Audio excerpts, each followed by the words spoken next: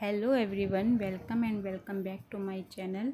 तो कैसे हैं आप सब लोग? आई होप आप सब बहुत अच्छे होंगे और अपनी पढ़ाई बहुत अच्छे से कर रहे होंगे।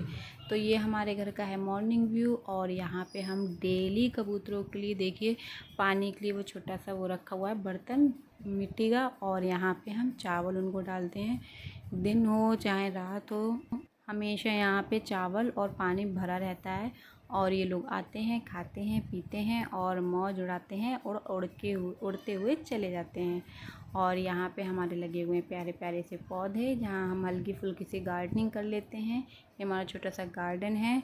तो यहाँ पे आप देखिए, ये एक कबूतर है जो बाकी दो को खाने ही नहीं दे रहा है, उनको भगा दे रहा है।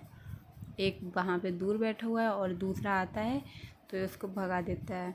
ये बहुत ज़्यादा बदतमीज़ टाइप का है, ये अकेले ही खाना चाह रहा है, ये फिर भगा देगा। ऐसा ही होता है दुनिया में।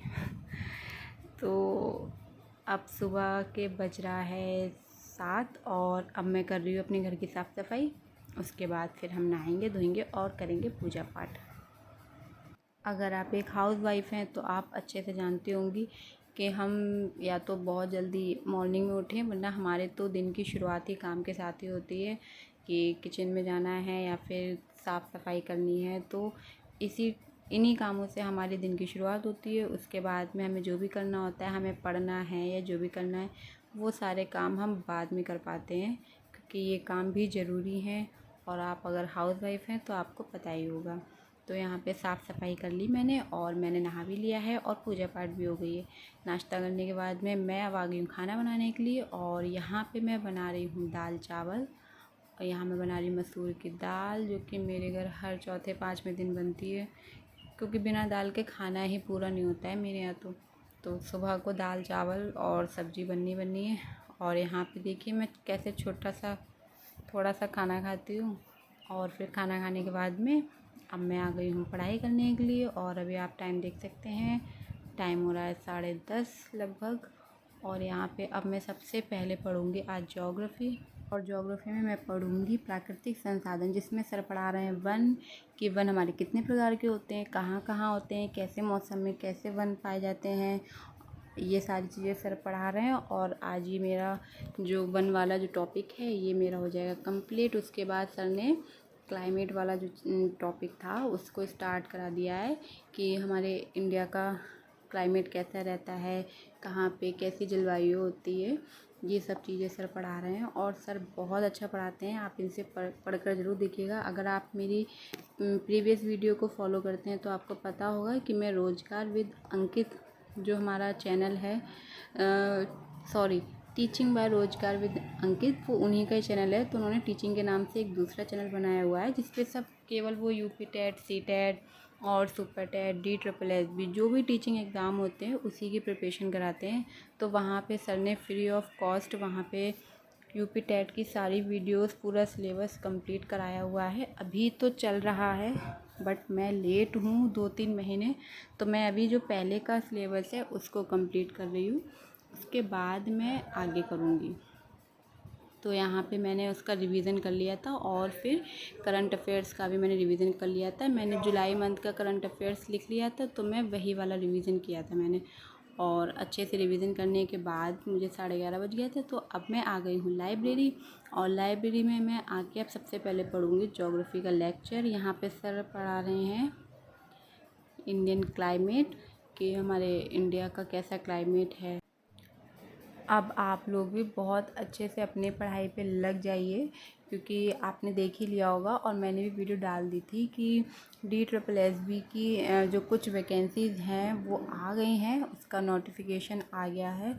तो अब आप अच्छे से अपनी तैयारी कीजिए। अगर आप PRT के लिए एलिजिबल हैं और उसकी तैयारी कर रहे हैं तो आपको पता है पार्ट A पार्ट B हमें दोनों ही अच्छे से प्रिपेयर करने हैं। पार्ट A में तो बहुत सारे सिलेबस हैं, और पार्ट B का जो सिलेबस है वो तो डिफ़ाइन ही नहीं है, आप जानते ही हैं। तो इस वजह से हमें बहुत अच्छे से तैयारी करनी है, और मैंने एक प्रॉपर स्ट्रेटजी बना ली है अपनी, तो मैं आप लोगों के साथ वो शेयर ज़रूर करूँगी। और अब मैं डेली आपके साथ में टू डू लिस्ट भी शेयर किया करूँगी कि मैं किस टाइम पे क्या पढ़ रही हूँ और कितनी देर तक पढ़ रही हूँ। और अगर आप कहेंगे कि आप क्या टॉपिक पढ़ रही हैं दी, वो बता दीजिए, तो मैं आप लोगों के साथ वो भी शेयर कर दूँगी। तो मैं यहाँ पे एक प्रॉपर स्ट्रेटजी के साथ में अपना तैयारी कर रही हूँ, और मुझे ये भी देखना है ना कि मैं कितने टाइम पर मैं अपना सिलेबस कंप्लीट कर पाती हूँ या फिर नहीं कर पाती हूँ। तो ये सारी चीज़ें आप भी अच्छे से अपनी एक प्रॉपर स्ट्रेटजी बनाइए और फिर अच्छे से तैयारी कीजिए। तो यहाँ पे अब मैं पढ़ रही हूँ पेडागोजी में अगर आप जानते होंगे तो मैं पढ़ रही हूँ NIOS के नोट्स, जिसमें मैं कोर्स नंबर 502 इस समय कंप्लीट मेरा होने वाला है। ऑलमोस्ट सारे ब्लॉक्स मैंने इसमें कंप्लीट कर लिए हैं, बस मेरा लास्ट ब्लॉक चल रहा है जिसमें मैं आज पढ़ रही हूँ यूनिट नंबर 13। तो जब ये आज कंप्लीट हो जाएगा उसके बाद मुझे केवल 3 और यूनिट पढ़नी है और उसके बाद मेरा कोर्स नंबर 502 कंप्लीट हो जाएगा। बट जैसे कि आपको पता है कि अब वैकेंसीज़ दूर नहीं है ज़्यादा, कभी भी इसका नोटिफिकेशन आ सकता है। तो शायद अब मैं NIOS के नोट्स ना पढूं, ये वाला कंप्लीट करने के बाद में अब मैं हो सकता है कोई कोर्स परचेज़ करूं या फिर पेडागोजिकली कोई अच्छी सी बुक लूं। तो आप लोग भी अच्छे से तैयारी कीजिए, और अगर आपको कोई भी हेल्प चाहिए तो मुझे ज़रूर बताइएगा। तो यहाँ पे मेरी यूनिट नंबर जो 13 थी वो मेरी कंप्लीट हो गई है, और फिर मैंने उसके बाद खाना खाया। 1 घंटा मुझे लगता है खाना खाने में, और थोड़ा सा मैं वॉक कर लेती हूँ, फिर थोड़ा सा रेस्ट कर लेती हूँ, तो लगभग मुझे उसमें 1 घंटा लग जाता है। तो आज मैंने सोचा क्यों ना इंग्लिश पढ़ लेती हूँ। ये मेरी इंग्लिश की बुक ये मेरी नहीं है, ये मेरे फ्रेंड की है, और उसकी बुक रखी हुई थी तो मैं उससे पढ़ रही थी। इसमें इन्होंने 120 ग्रामर रूल्स कराए हैं, तो उसके हिसाब से इन्होंने सारे के सारे जो मतलब एक सारे रूल्स नहीं कराए हैं, आई थिंक इन्होंने 120 ग्रामर रूल्स कराए हैं। जो जो इम्पोर्टेंट रूल्स होते हैं जहाँ से क्वेश्चंस बनते हैं हमेशा SSC वगैरह में, तो वो सारे इन्होंने इसमें रूल्स कराए हैं, और मैं इसी को पढ़ रही थी। और काफ़ी अच्छे से इन्होंने इसमें डिस्क्राइब किया हुआ है, और मैं इसको अच्छे से पढ़ने के बाद में 1-2 दिन फिर मैं इसको आपके साथ शेयर करूँगी इसका रिव्यू कि आपको ये लेनी चाहिए या नहीं लेनी चाहिए, या मैं इसको लूँ या नहीं लूँ। तो मैं आपको ये बाद में बताऊँगी। अभी मैं 2-3 दिन इसको ज़रा ट्राई कर लूँ, क्योंकि ये बुक मेरी नहीं है, मेरे फ्रेंड की है, तो मैंने पढ़ ली थी। फिर इसके बाद में 5 मिनट रेस्ट करने के बाद में मैं आ गई थी मैथ पढ़ने के लिए। उसको मैंने मुश्किल से सिर्फ आधा घंटा पढ़ा था। मैंने सोचा क्यों ना अब मैथ पढ़ लेते हैं, थोड़ी सी बोरिंग भी लग रही थी मुझे, तो इस वजह से मैंने ज़्यादा नहीं पढ़ा। तो अब मैं पढ़ रही यहाँ पे मैथ, और यहाँ पे आप जानती हैं कि मैं आदित्य रंजन सर की वीडियो पढ़ी हुई है जो 12 घंटे की प्रॉफिट एंड लॉस की।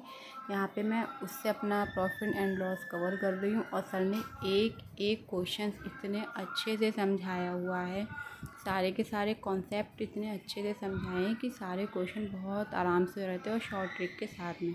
तो आप इसके साथ ज़रूर पढ़िएगा। तो अभी हो गया था 5:45, और अब मैं जा रही हूँ घर।